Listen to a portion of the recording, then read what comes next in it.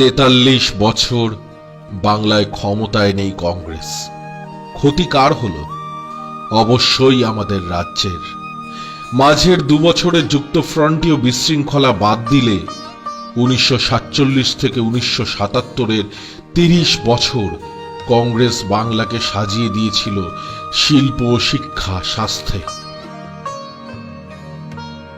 বাংলার কংগ্রেস আমলে যে সমস্ত প্রকল্প এবং প্রতিষ্ঠানের সূচনা হয়েছিল তাদের মধ্যে অন্যতম IIT Kharagpur, IIM Kolkata, Kolkata metro rail, Jadavpur university, Rabindra Bharati university, Vidyasagar Setu, Netaji indoor stadium, Bidhannagar উপনগরী, লেক টাউন, কল্যাণী, দুর্গাপুর, হলদিয়া, হরিণঘাটা দুগ্ধ প্রকল্প, স্টেট ইলেকট্রিসিটি বোর্ড, 12% সংখ্যালঘুর চাকরি, হুগলির jute mill, Baranagar ISI, hide road শিল্পাঞ্চল ইত্যাদি।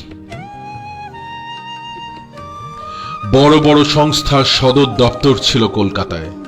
বিশ্বমানের শিক্ষা প্রতিষ্ঠানগুলি এই রাজ্যেই তৈরি করেছিলেন পণ্ডিত জওহরলাল নেহেরু, ডক্টর বিধানচন্দ্র রায়, প্রফুল্ল সেন বা সিদ্ধার্থ শঙ্কর রায়েরা। 60-এর দশকে যখন গোটা দেশ জুড়ে তীব্র খাদ্য সংকট, তখন তৎকালীন বাংলার খাদ্যমন্ত্রী প্রফুল্ল সেন তার সবুজ বিপ্লবের ধ্যান ধারণার মাধ্যমে রেশনিং, কর্ডনিং এবং লেভি ব্যবস্থার প্রণয়নের মাধ্যমে বাংলার খাদ্য সংকট অনেকটাই দূর করতে সক্ষম হয়েছিলেন। বাংলার রূপকার, বাংলার গর্ব ডাক্তার বিধানচন্দ্র রায় একের পর এক প্রকল্পের মাধ্যমে মানুষের উন্নতি সাধনে সক্ষম হয়েছিলেন, যার মধ্যে অন্যতম ছিল দুর্গাপুর ইস্পাত নগরী, হরিণঘাটা দুগ্ধ প্রকল্প, হলদিয়া শিল্পাঞ্চল, বিধাননগর উপনগরী, কল্যাণী উপনগরী, লেক টাউন উপনগরী, Ashoknagar, Habra, CSTC, IIT Kharagpur, national medical college, Bankura Sammilani medical college, Kalyani Nehru hospital, Jadavpur TB হসপিটালের মতন প্রকল্প। ডাক্তার কুমুদ শঙ্কর রায় ছিলেন বিধান রায়ের বন্ধু। মুখ্যমন্ত্রী থাকাকালীন একদিন বিধান রায় কুমুদ বাবুকে তার চেম্বারে ডাকেন ও টিবি হসপিটাল গড়ার জন্য তার কাছে এই জমিটি চান। বিধান রায়ের প্রস্তাব ফেলতে পারেননি।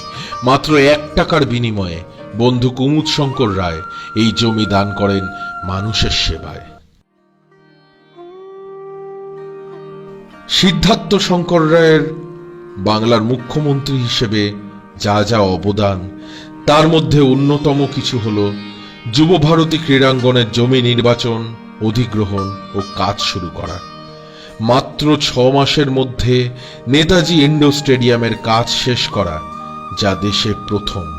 বিজন সেতু নির্মাণ, ডায়মন্ড হারবার রোডের সম্প্রসারণ, 1973 সালে পশ্চিমবঙ্গে পঞ্চায়েত ব্যবস্থার রূপরেখা তৈরি করা, নকশাল আন্দোলন দমন করা, প্রচুর বেকার ছেলেকে চাকরি দেওয়া, 12% সংখ্যালঘুকে সরকারি চাকরি দেওয়া, ইএম বাইপাসের কাজ শুরু করা, বন্ডেল থার্মাল প্লান্ট তৈরি করা, কোলাঘাট থার্মাল প্লান্টের ব্লুপ্রিন্ট তৈরি হয় তাঁর সময়েই, ওয়াংচু কমিশন তৈরি করা। নকশাল আমলে শিক্ষা প্রতিষ্ঠানে যে গণটোকাটুকি চালু হয়েছিল, সিদ্ধার্থ শঙ্কর রায় তা বন্ধ করার চেষ্টা করেছিলেন।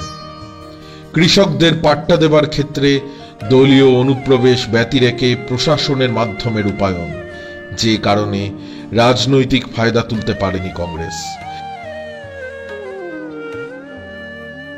কংগ্রেস আমলের এহেন সাফল্যের পর বাম আমলে একের পর এক শিল্পের অপমৃত্যু দেখেছি আমরা।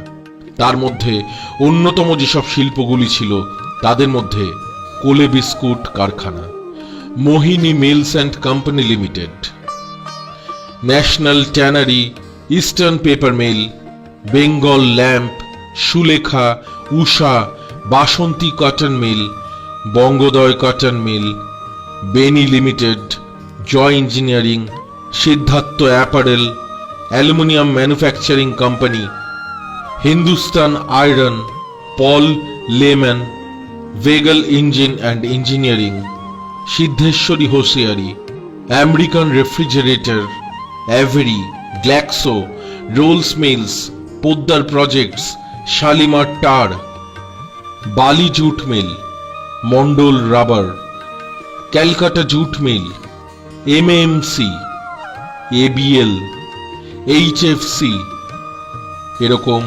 অজস্র কারখানা। কলকাতার বুকে এবং কলকাতার বাইরে হাওড়া, ব্যারাকপুর, দুর্গাপুর, আসানসোল শিল্পাঞ্চলে একের পর এক লাভজনক প্রতিষ্ঠান বাম আমলে মুখ থুবড়ে পড়ল।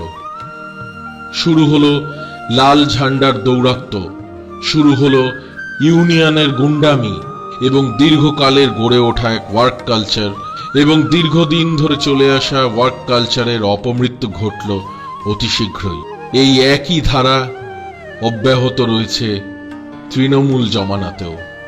অর্থাৎ কংগ্রেসের পরবর্তী সময়ে ক্ষমতায় যারাই বসেছে, রং হয়তো পাল্টেছে, কিন্তু আসল পরিবর্তন এখনো আসেনি।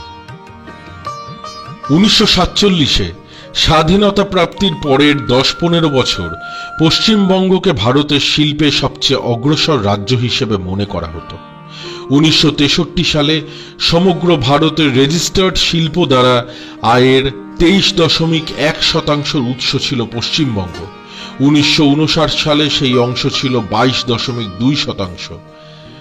70-এর দশকের মধ্যভাগে তা 10.24% থাকলেও 1987-88 সালে তা হয় 7.2%। বর্তমানে তা 7.9% ঘোরাঘুরি করছে। এর থেকেই প্রমাণ হয় কংগ্রেস পরবর্তী সরকার কতখানি ব্যর্থ ছিল এবং আজও কতখানি ব্যর্থ। কিন্তু এত কিছু সত্ত্বেও কমিউনিস্ট লাল ঝান্ডা ঊর্ধ্বে উড্ডীন করে আন্তর্জাতিক জাগো জাগো জাগো, সর্বহারা, অনশন বন্দী কৃতদাস শ্রমিক দিয়াছে আজি সারা, উঠিয়াছে মুক্তির আশ্বাস গাইতে ও বজ্রমুষ্টি সহ দুনিয়ার মজদুর এক হও বলে লাল সেলাম ঠুকতে বলতে বিরাম হয়নি প্রতি মে দিবসে। সমস্যা হলো কবে যে লাল সেলাম বিখ্যাত কৌতুক সামনে লেনিন পেছনে হোচিমিন যা পারুন গুছিয়ে নিনে পরিণত হলো। কারখানার মালিক পুঁজি নিয়ে প্রস্থান করলেন, বামপন্থী ট্রেড ইউনিয়ন নেতৃবৃন্দ হিসাবের টাকা বুঝে ক্লাসলেস সোসাইটি গড়তে গিয়ে ক্লাস এনিমি হয়ে উঠলেন, তা বঞ্চিত, অভুক্ত, অসহায় শ্রমিকরা বুঝতে পারে। এর থেকে পরিত্রাণ পেতে হলে স্বচ্ছ দৃষ্টিভঙ্গি সহ দেশাত্মবোধে উদ্দীপ্ত রাজনৈতিক নেতৃত্বের প্রয়োজন, যা দিতে পারে একমাত্র ভারতের জাতীয় কংগ্রেস। वतन के नाम के लिए, गरीब आवाम के लिए ये वक्त की पुकार है कि कांग्रेस को वोट दो, कांग्रेस को वोट दो। वतन के नाम के लिए, गरीब आवाम के लिए ये वक्त की पुकार है कि कांग्रेस को वोट दो, कांग्रेस को वोट दो।